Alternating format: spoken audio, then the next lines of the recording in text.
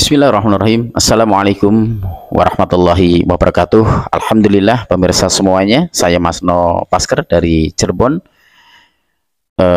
Kita panjatkan syukur dulu kehadirat Allah Subhanahu wa taala.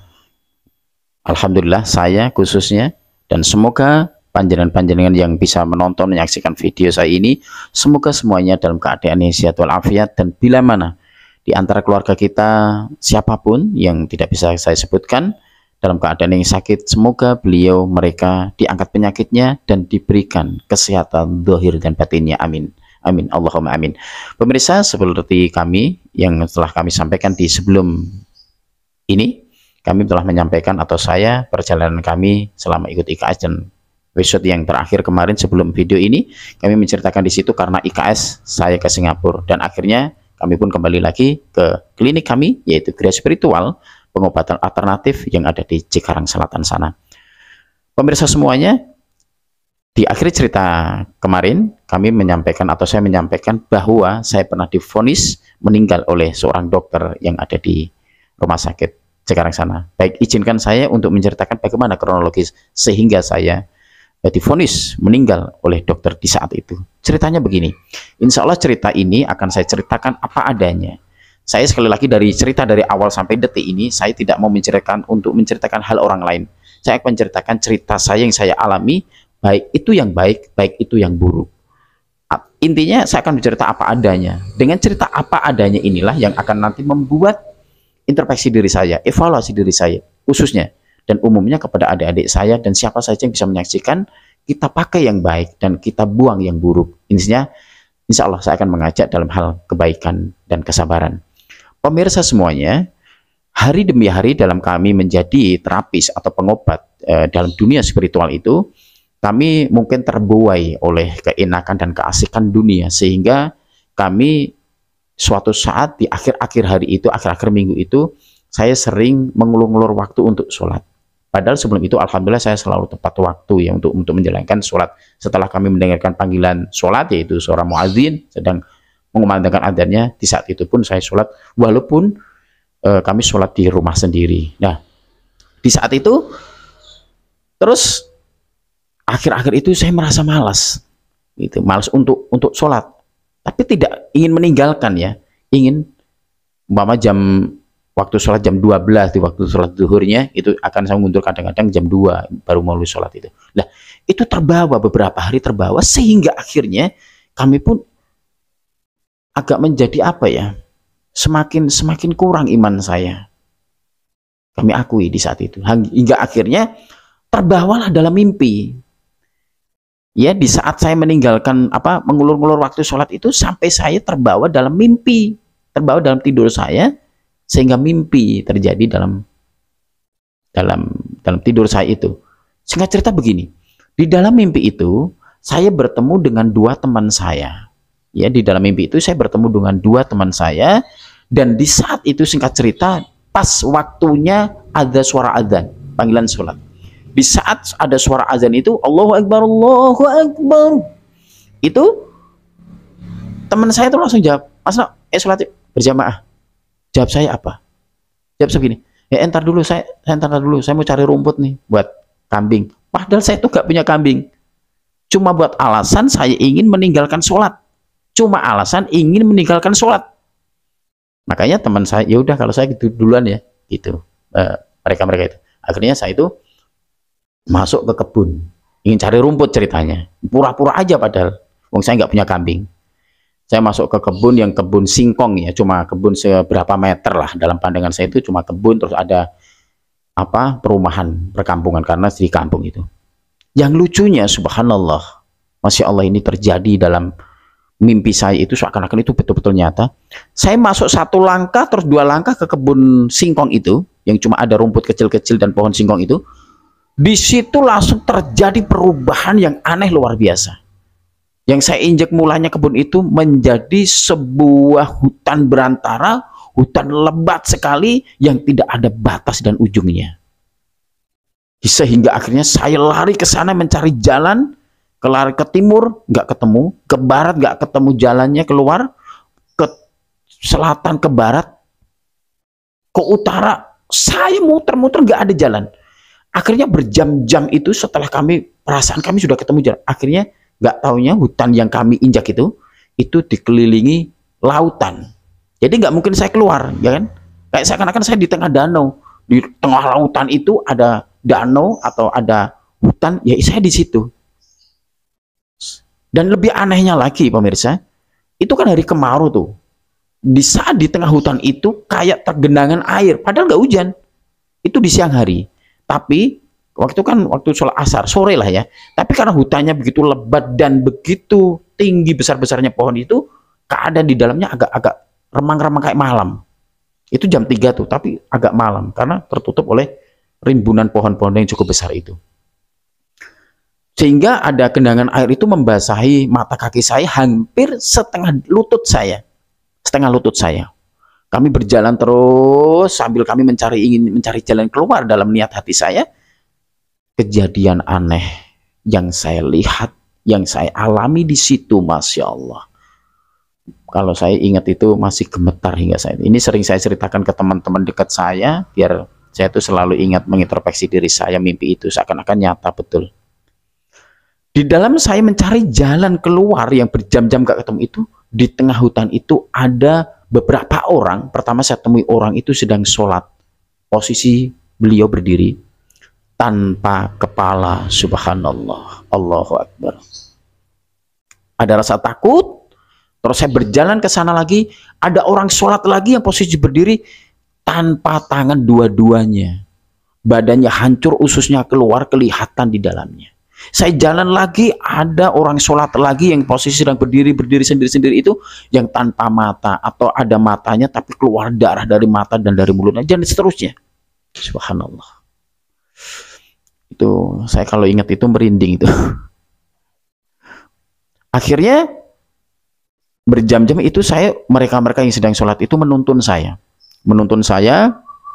Saya dituntun, saya diajak di suatu gubuk. Di situ itu ternyata makhluk-makhluk yang aneh-aneh yang saya pikir aneh itu tanpa kepala, tanpa tangan, tanpa kaki, hancur tubuhnya, tapi mereka masih bisa bergerak itu loh. Dia mengajak saya itu tidur bareng seperti apa ya? Seperti ikan asin yang dikeringkan gitu. Tanpa alas itu kami disuruh tidur seperti itu. Di hutan itu yang ada gubuk gede itu. Akhirnya saya nggak bisa tidur di situ. Pagi harinya masih dalam mimpi itu, di pagi harinya saya itu diajak oleh mereka makhluk itu suruh antri kayak di klinik atau puskesmas itu kan biasanya pasien sebelum menunggu panggilan dari antriannya itu suruh menunggu di ruang tunggu itu kami banyak sekali antri ya. Saya nanya kepada mereka karena saya nggak tahu ini apa dan ini ada acara apa dan ini dunia apa ini, saya seperti itu. Dengan orang yang tanpa kepala, yang keluar matanya, terus nggak punya ini, hancur tubuhnya itu duduk dekat saya. Saya tanya, ibu, bapak, ini ada apa kita antri di sini? Mereka menjawab, loh, mas ini belum tahu. Kita ini kan menunggu giliran jatahnya. Jatah apa? Jatah kita mau mati. Nanti siapapun yang dipanggil setelah menyebutkan nama dan alamatnya, seketika itu pula kita akan mati, mas. Subhanallah, gemetar. Ini saya aja gemetar ini. Subhanallah, ini cerita yang menjadi kisah saya kisah yang tidak bisa saya ingat, tidak bisa saya lupakan hingga saat ini.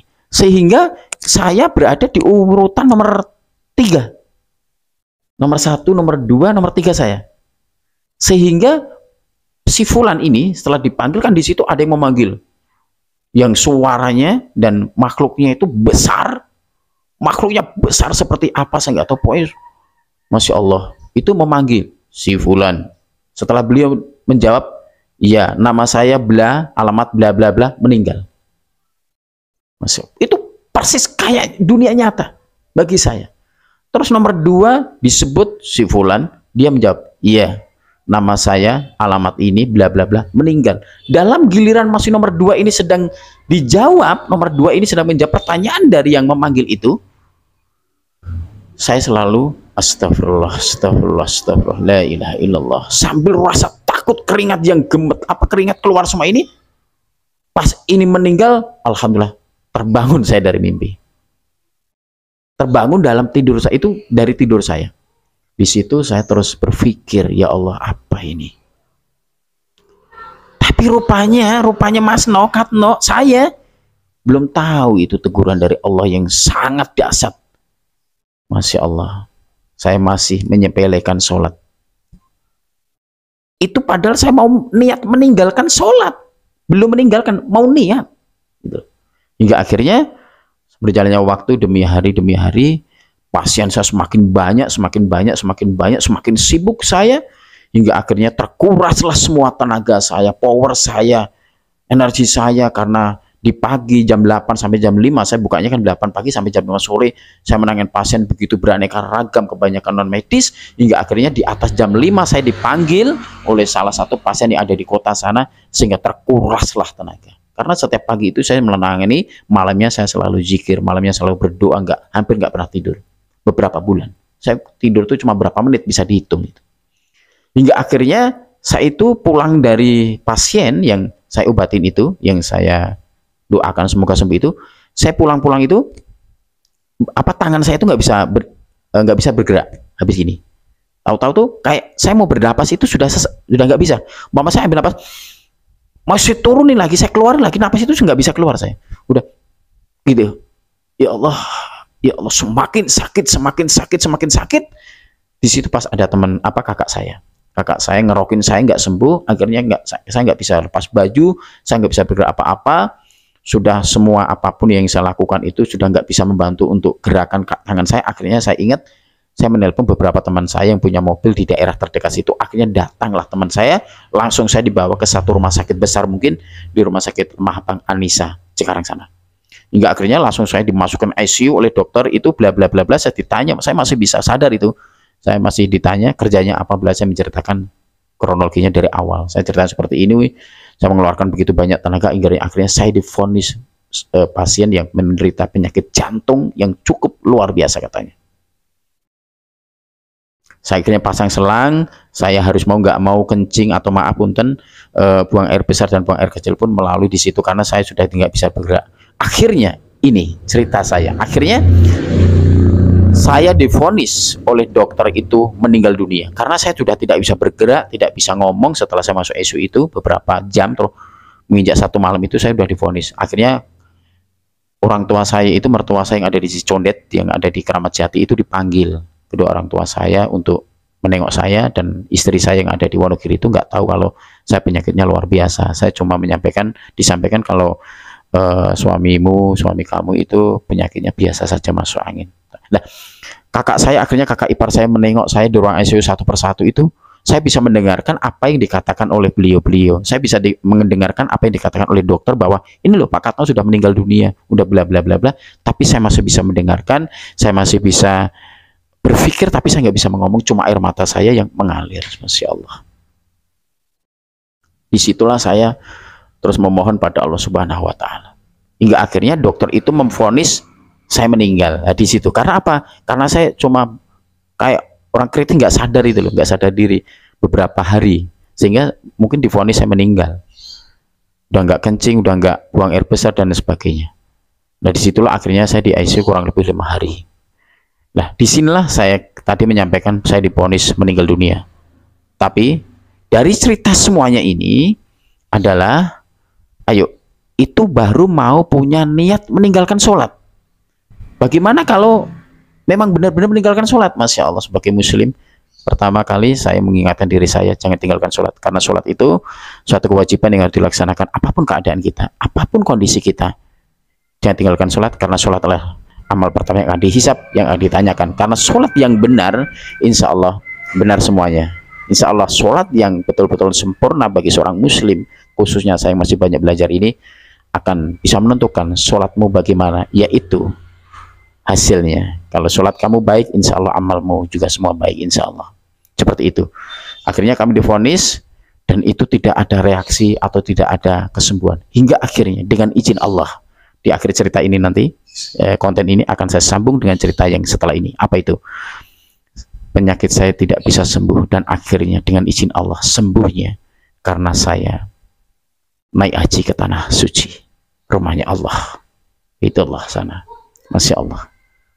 dengan di tanah suci itulah penyakit saya bisa diangkat, dan sehingga akhirnya saya masih hidup hingga saat ini dengan izin Allah. Insya Allah akan sampaikan cerita selanjutnya. Mohon maaf atas segala kesalahan saya bila mana ada kesalahan yang saya sampaikan ini.